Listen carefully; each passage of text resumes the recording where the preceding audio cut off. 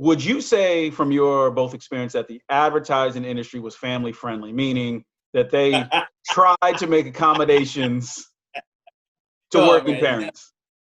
So here's what I would tell you, right? I was fortunate to work for good people in many instances, not all, but many. You being one of them. Obviously, Marissa, who you and I both know we work with, um, who were understanding. Um, but as I think time goes on, when you're in an industry like advertising that's predicated on youth, right, and being able to work different times of the day all the time because it's creative, that's how creatives are and all of that. It's funny how people tend to lack creativity when it comes to being a parent or a working parent, right? And how there's only so many times they're going to allow you to call out sick because your kids are sick, or you got to go to a doctor's appointment, or you got to take a call on the road because you have to do something for your kids. So um, for me, I knew it was going to be something that was going to be a source of conflict, not only for our marriage, but also in what I wanted to be in terms of a parent, a father for my kids, right? So, I had that long conversation with myself of, what's more important, my career or being a parent, like being a dad, like being around, not seeing my kids have a better connection with a nanny or somebody at a daycare than me, right? Or having those moments where I don't know what my son really likes or my daughter really likes because I only see them when I wake them up and when I pick them up and eat dinner with them and then put them to sleep. So, that was a big point in my life where I realized probably around early 30s, like, I knew that, you start to look at people in the office, not because of their stature, but like, what does their life look like? And ask yourself, is that what I want my life to look like? Right.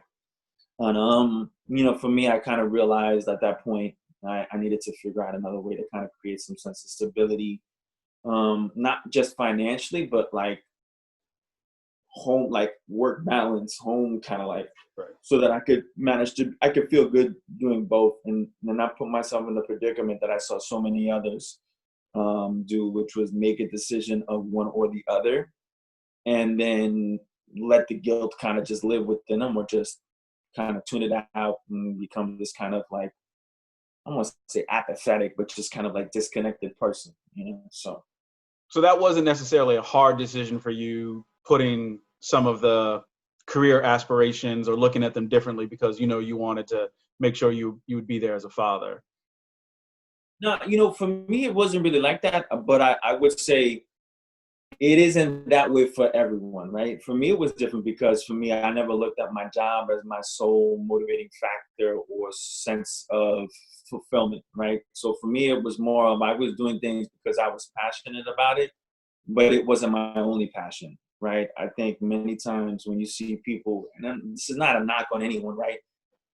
And many times you see people who are successful in their careers, they are giving 110%, meaning their sole focus is that, right? And I think that's kind of the price for success that you see, right? Like if you watch the Jordan, The Last Dance or whatever, although I'm a Knicks fan and I hate the Bulls and I hated Michael Jordan, I think I watched it not only because that was the only thing on TV, but I watched it because it was interesting to get inside the mind of somebody who was so good at his craft, right? And you realize from watching it how much he gave up in his life in order to become one of the best to ever do it in his particular trade or craft, right? And so if you take that and distill it and just think about it in any kind of um, trade or skill or career, that's really kind of like what it bubbles down to. How much do you want to make it the center of your life so that you can aspire or rise to certain heights, right?